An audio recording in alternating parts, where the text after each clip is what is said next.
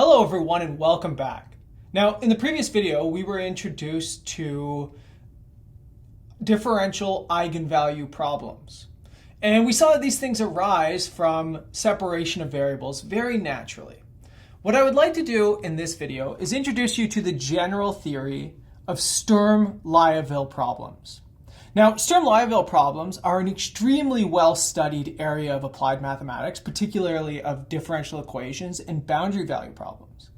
They are very well known and very well behaved and have a fairly robust theory that can help us to solve a lot of problems in partial differential equations. So let's begin. Let's start with the Sturm-Liouville ordinary differential equation. I'm going to give you the completely general form that this thing will take.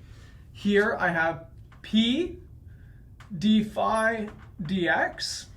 P is a function of x plus Q, again a function of x, phi of x, plus lambda sigma, a function of x, phi of x, is equal to 0.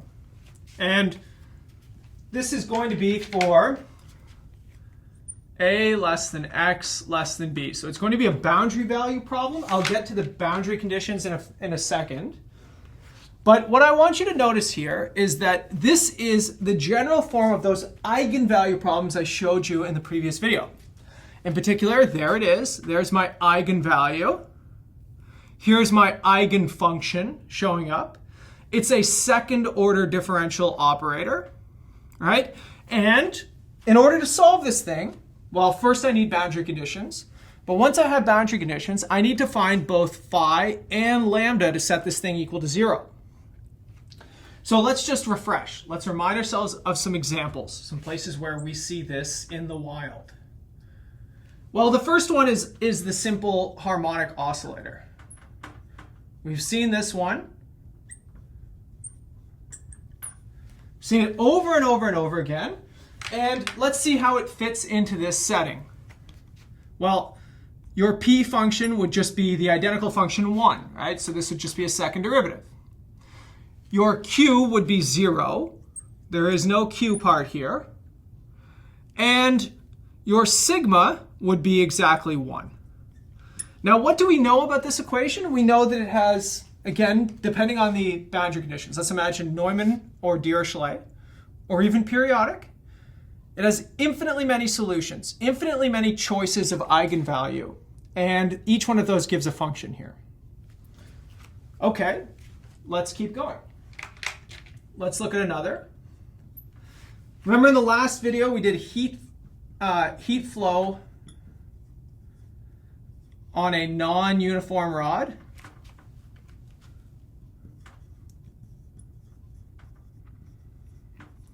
And we saw that this one gave us this this ordinary differential equation, pardon me.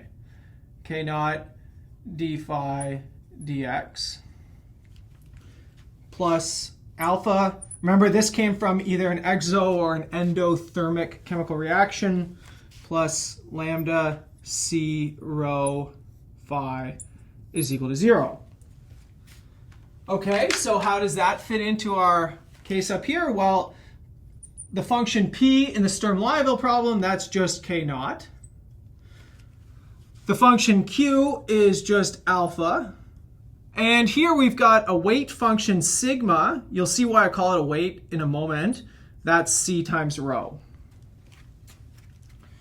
Okay, another example that you could get. Vibrations of a non-uniform spring. So vibrations of a non-uniform string.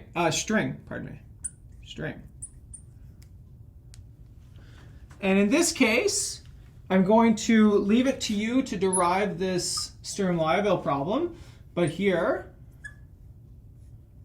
dx squared plus alpha phi plus lambda rho naught phi is equal to 0. And here I'm assuming that t naught is constant, so that it really does fit our definition. And in this case, our function p, since it's constant, it would come out. It would be t naught. Again, q and alpha, and then sigma and rho naught. And just the last one, again, going back to the previous video, circularly symmetric heat flow.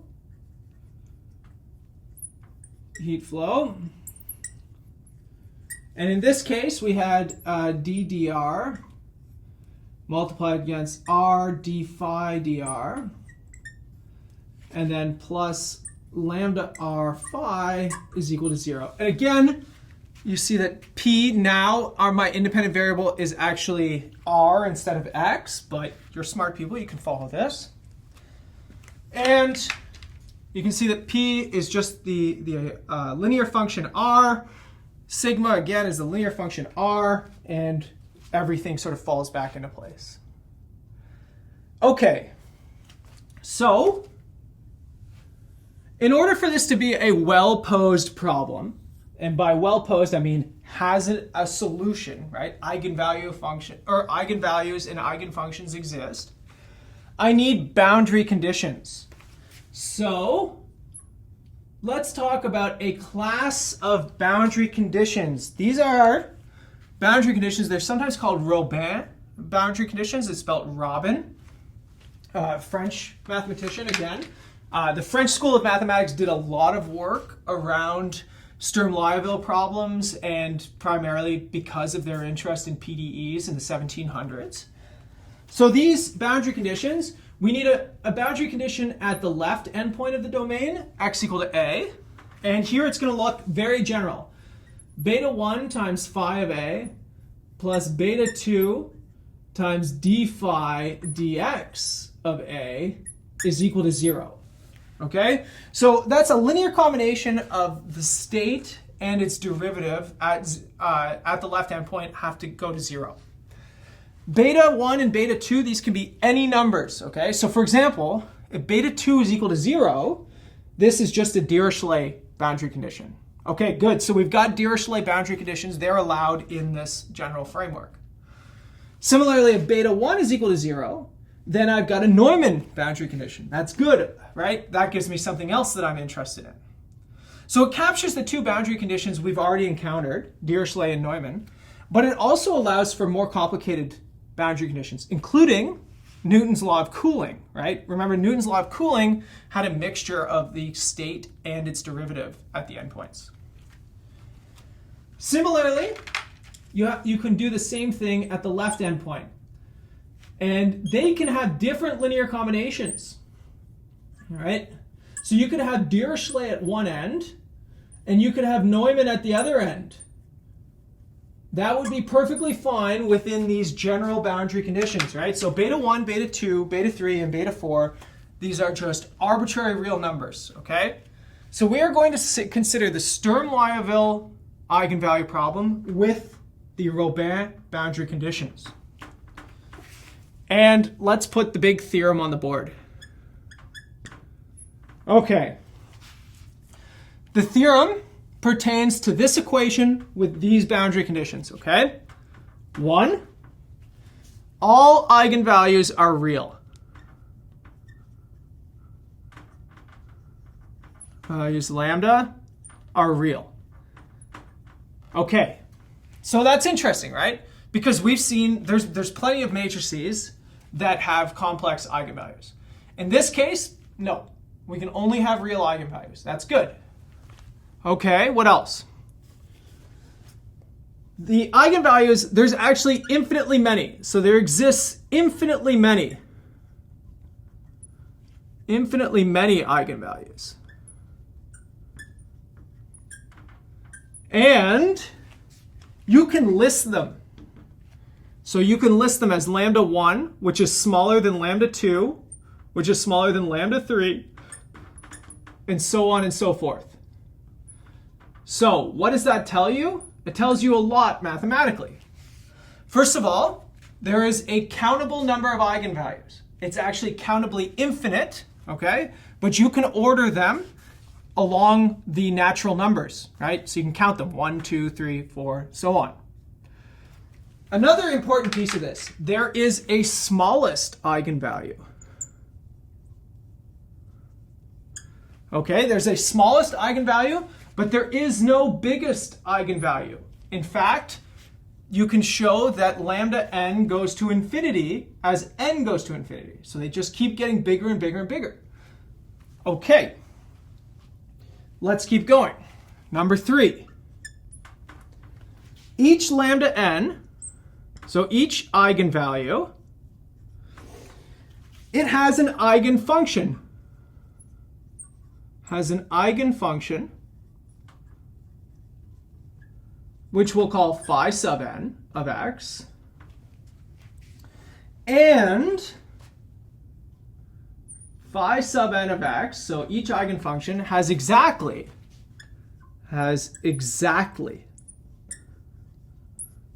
n minus 1 roots in the domain.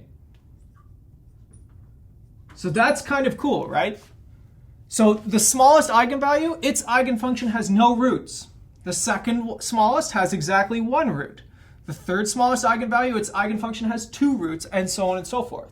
So you could also do this counting, this organization of the eigenvalues. Instead of doing them from biggest to smallest, you could do them in terms of number of roots. It's another way to organize the eigenfunctions and eigenvalues here. Okay, the set of all eigenfunctions. Okay, so all of the infinitely many eigenfunctions forms I'm going to put this in brackets, a complete, or in quotations, a complete set. Now, if you haven't taken a class on functional analysis, I'm going to give you a basic idea of what this means. This means, so meaning any piecewise smooth. We've seen piecewise smooth functions before with Fourier basis functions. So piecewise smooth function f of x can be represented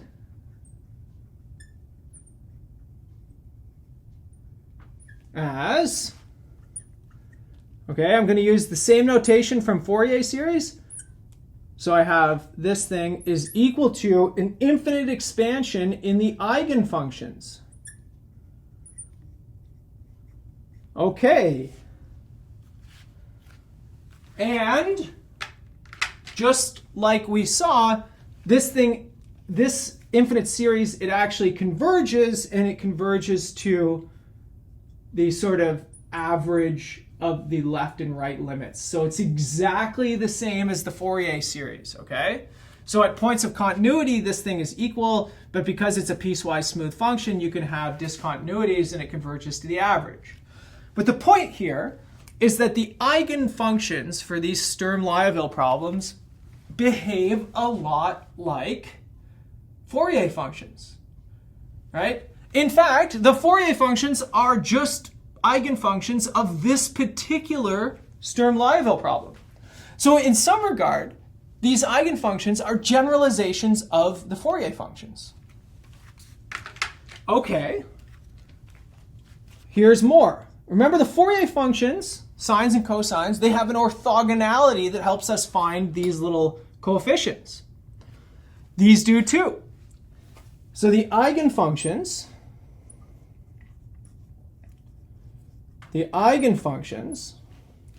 are orthogonal. They're orthogonal relative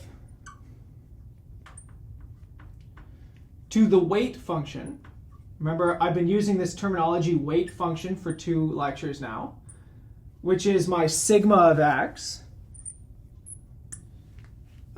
meaning, so what does it mean for these functions to be orthogonal to each other?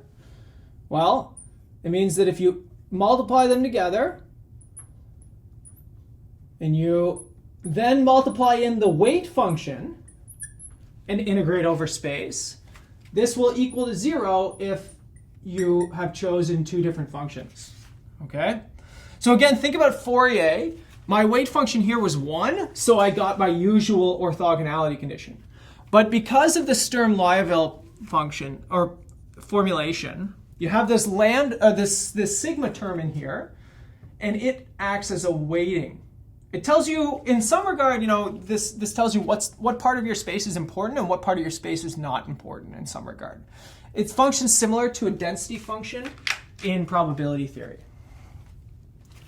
And the last one is any eigenvalue. So any eigenvalue can be related to its eigenfunction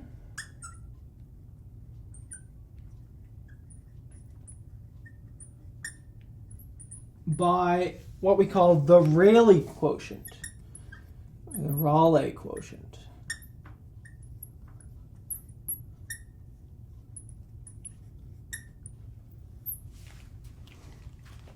And the Rayleigh quotient is lambda is equal to, here's the quotient, p times phi times the derivative of phi, sorry, this should be phi dx, evaluated at b minus evaluation at a, plus the integral from a to b of p d phi dx squared minus q phi squared, and then this is all dx, and then divided by the integral from a to b of phi squared sigma dx. Okay, so the Rayleigh quotient is very, very, very complicated, right? We're going to prove these properties in 2 videos from now. But for now, let's try and absorb it, right? It's a very, very comprehensive theory. It tells us a lot of interesting properties come out of these Sturm-Liouville eigenvalue problems. You get these complete basis sets that are orthogonal. But I want to investigate this Rayleigh quotient again for a second, okay?